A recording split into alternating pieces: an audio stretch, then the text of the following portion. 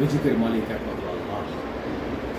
কোথায় বাগেরহাটের প্রত্যন্ত এলাকা সুন্দরবনের পার্শ্ববর্তী একটি গ্রাম ঘষিয়াখালী, সেখান থেকে রিজিক চলে এসেছে ঢাকার উত্তরার এই ধরেনঘাট থেকে।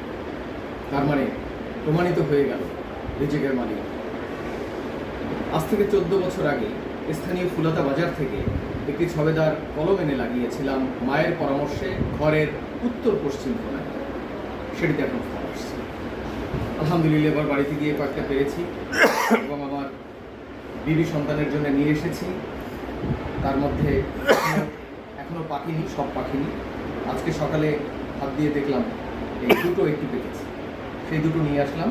এখান থেকে একটি আমার প্রাণের মানুষ, আমার স্নেহের ভাই, আমার ভালোবাসার একজন মানুষকে বলে দিচ্ছে মূলত আল্লাহ আমার কাছ থেকে যাচ্ছে। আলহামদুলিল্লাহ।